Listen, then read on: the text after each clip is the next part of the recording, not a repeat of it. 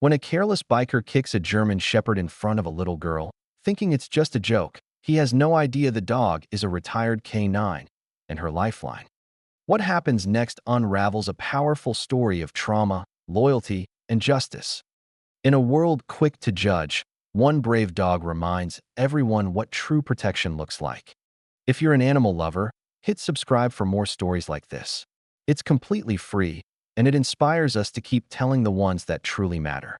The late afternoon sun filtered through the clouds above Rosewood Boulevard, casting long shadows across the cracked pavement. It was one of those in-between days, not quite warm, not quite cold, where the world seemed to hold its breath. Cars rolled by lazily, the hum of life blending with the distant barking of dogs and the low thrum of engines from the motorcycle bar at the corner. 9-year-old Alara Lane pushed her wheelchair carefully down the sidewalk, her small hands gripping the rims. She was dressed in a soft blue hoodie, her legs covered with a fleece blanket. Beside her walked her constant companion, a tall, poised German shepherd named Valor. His gait was slow, measured. Not just a dog, but a protector. A trained canine. A lifeline. Valor had been assigned to Alara after the accident, the one that took her father's life and left her spine shattered. He wasn't just any service dog. He had once served 2 tours overseas with Alara's father, Staff Sergeant Daniel Lang. After Daniel's death, the Army had allowed the dog to be reassigned, not back into combat, but to the little girl who had once called him Daddy's best friend. The two were nearly inseparable. When Alara cried at night, Valor pressed his head against her chest. When her muscles trembled from nerve spasms, he steadied her wheelchair with his weight. And when she faced the stares of strangers or the cold, heartless laughter of school bullies, Valor stood between her and the world. That day, they passed the corner lot where the bikers gathered, leather jackets, revving engines, beer bottles clinking. Most ignored them. A few turned to stare.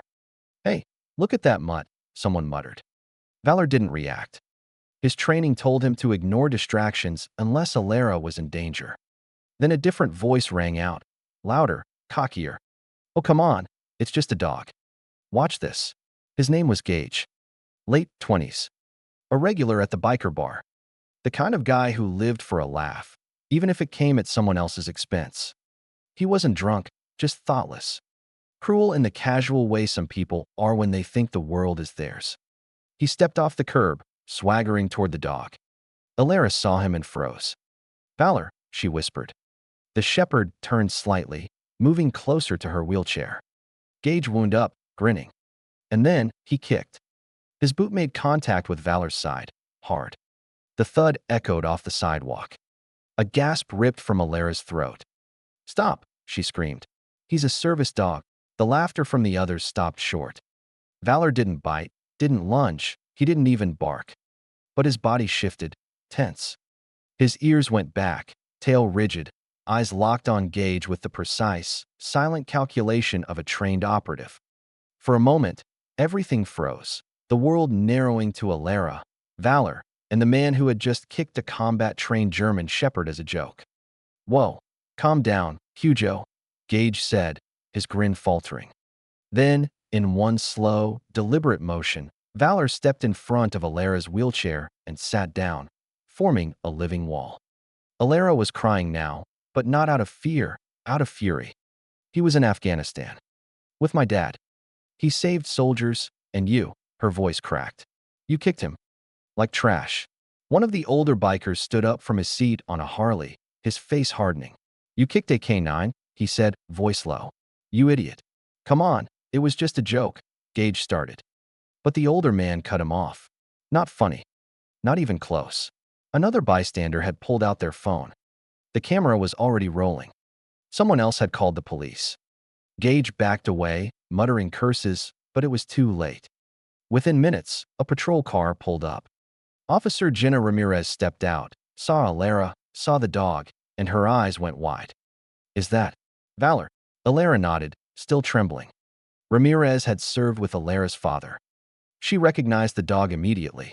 She crouched beside Valor, checking him gently for injuries, her hands calm and sure. "Did someone hurt you, big guy?" she murmured. Valor licked her hand once, then returned to his position beside Alara. Ramirez stood, her jaw tight. Where's the man who kicked him? He took off, someone said. But not before I got it on video. Another voice added, he laughed. Like it was some big joke. Ramirez took Alara's hand. You okay, sweetheart? Alara nodded, her voice barely a whisper. He didn't fight back. He just protected me. That's what they do, Ramirez said softly. That's what your dad trained him to do. Within 20 minutes, Gage was in custody. The video had gone viral in the neighborhood Facebook groups within the hour. A man kicking a service dog, a child crying in a wheelchair, the dog standing silently between them. Back home, Alara sat curled on the couch, Valor resting his head on her lap. Her Aunt June, who had raised her since the accident, looked shaken. I don't understand people, she said, brushing Alara's hair back. What kind of person thinks that's funny? Alara didn't answer. She reached down, buried her fingers in the thick fur of Valor's neck, and whispered, Thank you. Valor didn't move. He didn't need to. Outside, the world kept spinning, noisy, dangerous, indifferent. But inside that small living room, beneath the warm hush of the lamp, a little girl and her war-scarred guardian sat together in silence. And in that silence, a storm was beginning to build, one that would test everything Valor had ever learned, and everything Alara had ever believed about bravery, loyalty, and the unbreakable bond between a child and her dog. The mall went silent. The biker's laughter died in his throat as Thor stepped between the man and Sophie with a sudden, precise movement. Not a dog's reaction, but a soldier's.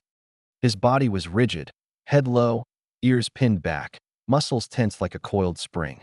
His upper lip curled, exposing his white teeth, not in panic, not in fear. It was a warning. A final one. The biker, startled, stumbled a step backward. Whoa. Hey. It was a joke. Just a joke. Girl, he said, lifting his hands like someone trying to calm a ticking bomb. Thor didn't move. His amber eyes locked onto the man's throat. Sophie was frozen. Her breathing became shallow, the panic returning, but not because of Thor. It was the attention, the crowd, the humiliation. Martha stormed over, her voice tight. Back away. Now. But the man scoffed, louder now, trying to regain his ego. Lady, maybe don't bring a mutt like that around a crowded place if you can't control it. She didn't bring a mutt, Martha replied. She brought a war veteran. That word hung heavy. And then, click. Officer Jennings, the mall security head, appeared behind the biker, hand on his belt radio. Is there a problem here? He asked flatly. The biker opened his mouth. Thor growled. Jennings recognized the sound. He took one look at the dog, at Sophie's vest strap, and his tone shifted. That dog's military. I've worked with handlers before. You touch him again, sir, and you're going to regret it. The biker mumbled something under his breath and turned, slinking away as the crowd slowly returned to its routine, though more than a few people watched Thor with new reverence. Martha knelt beside Sophie, who still hadn't spoken. Her fists were clenched in her lap. Her lower lip trembled. I want to go, Sophie whispered. Martha nodded. Okay, baby. We'll go. But when she reached for Thor's harness, Sophie stopped her. He didn't hurt him, did he? Martha shook her head. No. But he almost learned what happens when you try. Back home, the house was quiet. Sophie didn't touch her food. Thor didn't leave her side. Later that night, when Martha peeked into her room, she found the girl sitting cross-legged on the rug, staring at Thor. He knew, Sophie said without turning. Before it happened. Before the man even moved. He got stiff. He looked at me. Then him. Then back at me. He knew. Martha swallowed hard. He's trained to see things most of us don't. That's part of who he is. But why didn't he bite him? Sophie asked. He could have. He would have. I felt it. Because you didn't need him to, Martha said, slowly crossing the room. He only bites when someone is a true threat. But he was. No, sweetie. That man was a fool. There's a difference. Sophie nodded, still quiet. He protected me. Not just from the man. From all of it. Martha placed a hand on her niece's shoulder. You know, when your dad wrote about Thor in those letters, he always said that dog wasn't just trained. He was chosen. He used to say, some dogs learn commands. Some understand hearts. Sophie's lips trembled again. She pressed her face against Thor's neck, hugging him tight. He let out a small huff, resting his chin on her lap. Martha turned to leave them, but Sophie's voice stopped her. He didn't just protect me today. He taught them. Everyone who saw. Martha looked back. He did. But outside their peaceful home, a storm was beginning to stir. The biker, humiliated and desperate to prove himself, had gone online, shared a twisted version of events, called Thor a dangerous mutt, and claimed he was attacked for no reason. The post gathered steam. Videos of the growl incident began to circulate. Commenters were split. Some praised the dog's restraint. Others parroted the biker's lies. A few said service dogs shouldn't be in public spaces if they can't be touched. Martha found the videos late at night. Her blood boiled. She showed them to Sophie in the morning. "I don't want you blindsided if you see these," she said gently. "But you don't have to defend yourself. Or him." But Sophie had grown. "No," she said firmly. "I do." She typed slowly, carefully. Not just words. A story. She wrote about Thor's past. About her father. About what Thor meant, not just to her, but to everyone he had protected. She attached her dad's photo in uniform, standing beside Thor in desert gear, both of them proud and dusty. Then she uploaded the post. The world listened. Within hours, thousands shared it. Veterans commented. Handlers. Parents of disabled children. Even former military K9 trainers weighed in. This is not just a dog. He's a soldier. People like that biker are why service dogs still face stigma. Tell your girl she has more courage than most adults I know. And beneath it all, the photo of Thor, stoic, proud, ears up, flanked by his two soldiers, one gone and one still healing. But the backlash didn't stop entirely. 3 days later, a letter arrived at their door. An official one. Complaint filed against a service animal in a public space.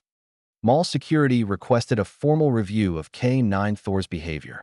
Martha stared at it, heart sinking. Sophie looked up from the table, worry growing. "What does it mean?" "It means," Martha said carefully, "they're trying to take away his right to protect you." Sophie didn't cry. She didn't flinch. She reached for Thor's vest and pulled it close. "Then they're going to have to come through both of us." Rain had begun to fall in soft sheets over the quiet town of Willow Creek, streaking the windows of St. Margaret's Hospital.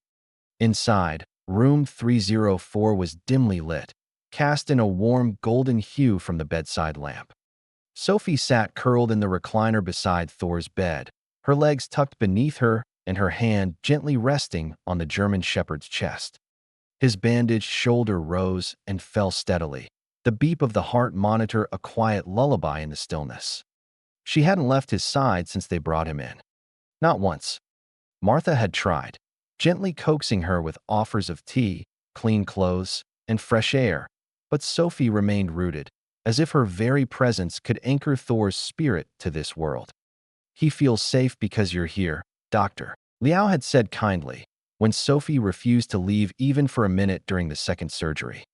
Now, in the quiet hours of early morning, a knock came at the door. It was Derek. He stepped inside slowly, hat in hand, eyes sunken but clearer. His movements were careful, as though he were walking into sacred space. The scars on his knuckles were visible again, his sleeves pushed back from nervous habit. "I brought something," he said quietly, unwrapping a worn bandana from around his hand. Inside was a simple leather collar with a faded tag. Sophie looked up, confused. This was Thor's first collar," Derek said, voice tight. "Back when he was just a pup. We used to joke that it was too big for him. James used to tuck the excess under so it wouldn't flap when he ran. He grew into it." Sophie took it gently, her fingers brushing over the initials burned into the inside. J, M, and D. M. Her throat caught. "You kept it?" she whispered. Derek nodded. "Your dad made me promise. Said if anything ever happened, and Thor survived, I was to return it to the one who'd carry him forward." Sophie blinked hard, holding the collar to her chest. The weight of her father's trust, his love for Thor, and Derek's devotion settled into the room like a prayer. She motioned for Derek to sit. For a long time, they said nothing, just listening to the rain tapping against the glass and the rhythmic monitor beeping. Then Sophie asked, What happened that day in Kandahar? The mission, the one my dad never talked about. Derek hesitated, the shadow of memory crossing his face. We were ambushed, he said finally. Bad intel. We were trapped in a collapsed village with civilians inside. Command told us to wait for backup, but James, he couldn't. Said there was a kid under the rubble, crying. He sent Thor in. Everyone thought it was suicide, sending a dog into a crumbling structure. But James, he trusted Thor more than he trusted any machine, any satellite feed. And he was right. Derek continued, voice rough. Thor found the boy. But the building collapsed as they were coming out. Your dad, he shielded them. Took the worst of it. Cracked ribs, bleeding out. Thor wouldn't leave him. He dragged him to safety. Sophie's hand trembled over Thor's fur. He never told me, she murmured. None of this. He didn't want you to grow up in shadows, Derek said softly. He wanted you to believe in light. The silence after that was sacred. No more needed to be said. Thor stirred slightly, his paw twitching against Sophie's leg. She leaned forward, brushing her cheek against his snout. His eyes fluttered open, cloudy but warm. Derek blinked, then laughed quietly through tears. Hey, partner. Sophie smiled through her own, voice cracking. Welcome back. The next few days passed in a quiet rhythm of healing.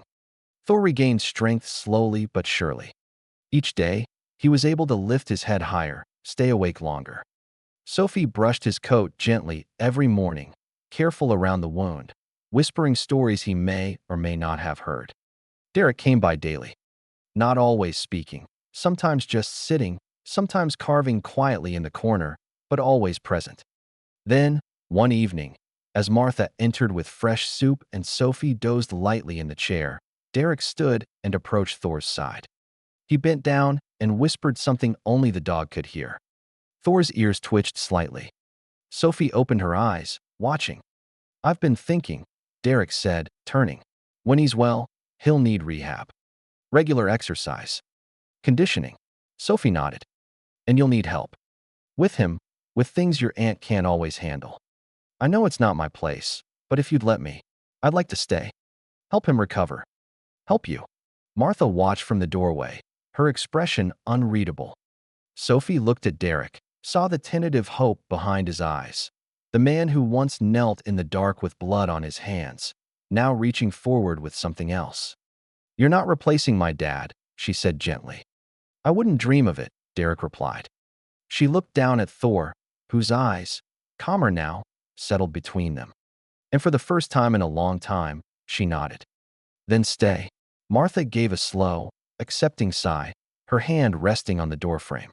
In that hospital room, amid the quiet hum of machines and the soft breath of a recovering dog, a strange little family began to stitch itself together, not by blood, not by history, but by survival and love. The hospital corridors were white and humming with quiet tension. Outside the ICU window, the rain had stopped. The world was damp, but the light breaking through was warm, the kind of light that made pain feel like it might pass. Thor was alive. Sophie hadn't left his side for 48 hours. A folded blanket rested over her lap as she sat slouched in a chair, holding her dog's paw through the plastic edge of the hospital kennel. Wires still connected him to a monitor, but the worst had passed. He was breathing on his own. The vet had said he'd be stiff for weeks, that the cracked rib and bruised lung were painful, but manageable.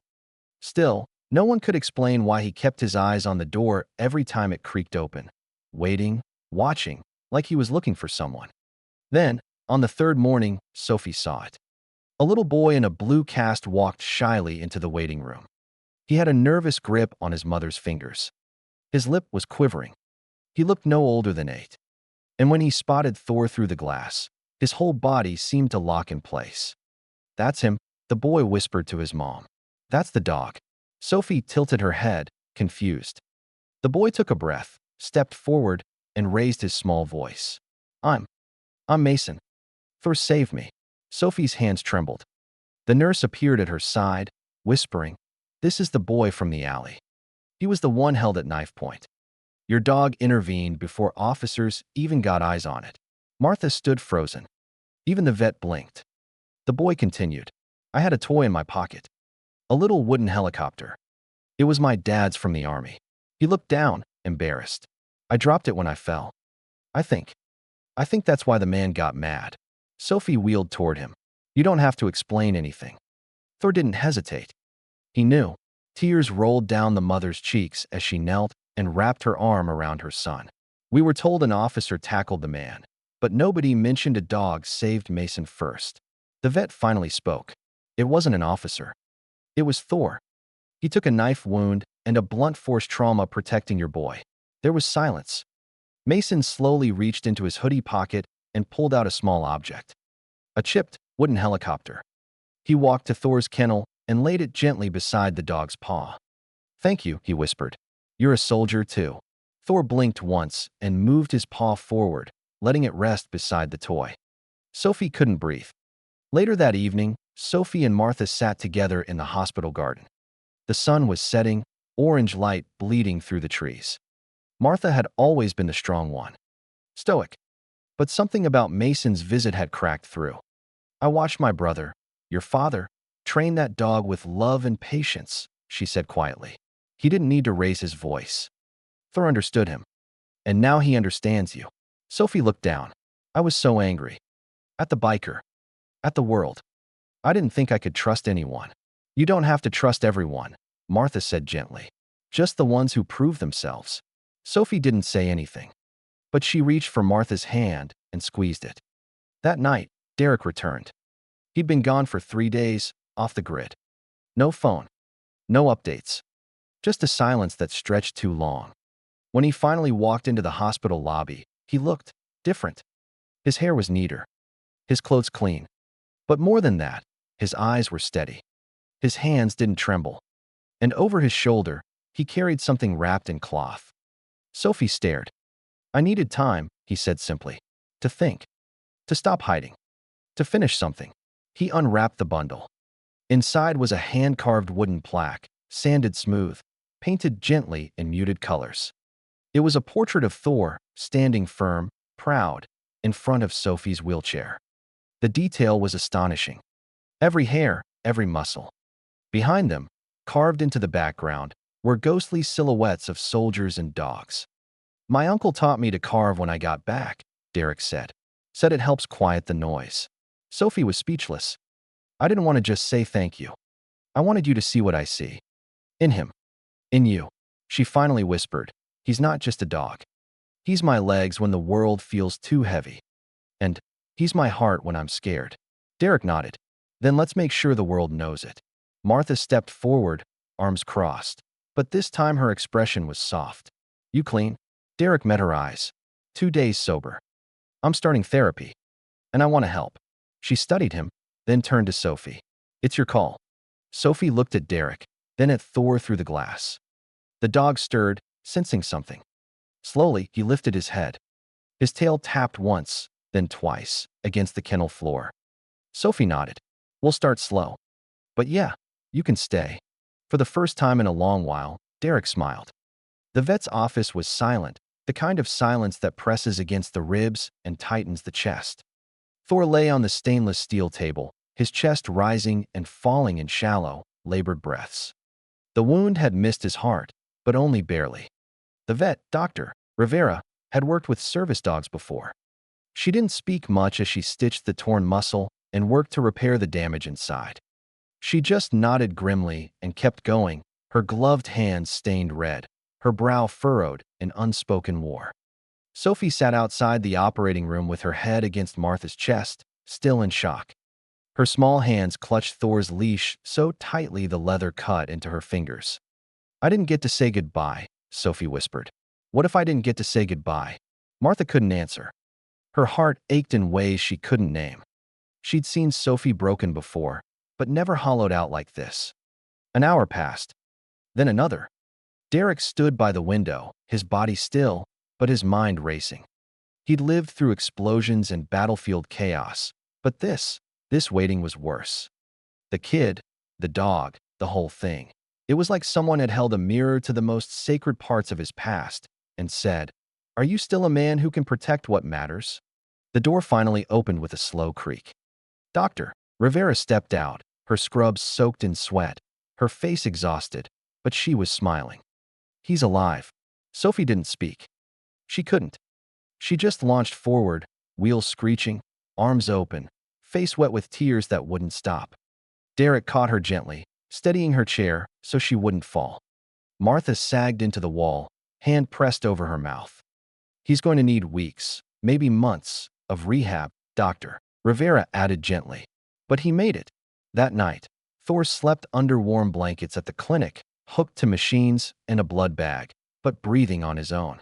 Sophie never left his side. Not even for a minute. 2 weeks later, Thor came home. He limped into the house, his back legs still weak, but his eyes alive again. He nudged Sophie's palm with his nose the moment he saw her. She laughed, choked on tears, and hugged him with everything she had. Derek moved in, at first just to help with Thor's recovery and Sophie's care, but something deeper was happening. The guest room became his space. His toothbrush appeared in the bathroom. His jacket hung near the front door. Martha never said it aloud, but she noticed. The way he made tea without being asked. The way he waited until Sophie fell asleep before he let himself cry quietly in the dark living room. One morning, Sophie wheeled into the backyard and saw Derek kneeling beside Thor. "What are you doing?" she asked. "Giving him this." Derek stood and opened his hand. It was a medallion. Bronze. Shiny. Etched with Thor, service, loyalty, sacrifice. Derek cleared his throat. The department approved it. He's the first non-active K-9 to be awarded this. They wanted to give it in a ceremony downtown, but I figured here's better. Sophie took it carefully. Her fingers trembled. Thor sat patiently, as if understanding. She placed it on his collar, then leaned forward and whispered, "You earned it, buddy." Derek looked away for a moment, swallowing hard. A few days later, they returned to the park. Sophie was nervous, but she wanted it. Wanted to prove to herself that the place wouldn't own her fear, that what had happened there wouldn't define the rest of her life. They set up a picnic blanket under the same oak tree. Thor lay beside her, alert but calm. And then something unexpected happened. People began to approach, slowly at first. A few had seen the footage online. A man had recorded part of the attack on his phone. It had gone viral. And in that moment, Thor became more than just Sophie's dog. He became a symbol of bravery, of resilience, of the quiet, fierce love that doesn't back down. A boy about Sophie's age knelt beside her. "He's the dog from the video, right?" he asked. "The one who protected you." Sophie nodded. The boy reached out and touched Thor's head. "He's awesome." Sophie smiled. "Yeah, he is." The park filled with voices, laughter, stories. People brought flowers, treats for Thor, cards with hand-drawn paw prints. And in the middle of it all stood Sophie, no longer the broken girl in the wheelchair. She was something else now. A survivor. A fighter. A girl with a dog who loved her so much, he was willing to die for her.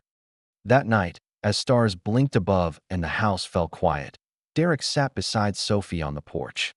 "Do you think he knew what he was doing?" she asked. Derek nodded. "He always knows." Sophie was quiet for a moment. Then she turned and looked up at him. "You knew my dad, right?" Derek froze. Sophie continued, "You don't talk about him much. But I can tell." Derek exhaled slowly. "Yeah, I did. We served together. He saved my life more than once." Sophie stared at the dark yard. "And now you saved mine."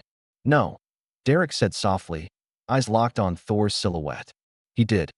Just like your dad would have wanted." They sat there a while longer, saying nothing, letting the breeze carry away the weight. Final shot, a close-up of Thor's collar. The medallion glinting in moonlight. Sophie's hand rests on his fur. Derek beside them, finally at peace. And beneath it all, a feeling that some stories aren't just about survival. They're about the invisible threads that bind people and animals together. Threads made of loyalty, sacrifice, and a love that never wavers, no matter how broken the world becomes. Fade out.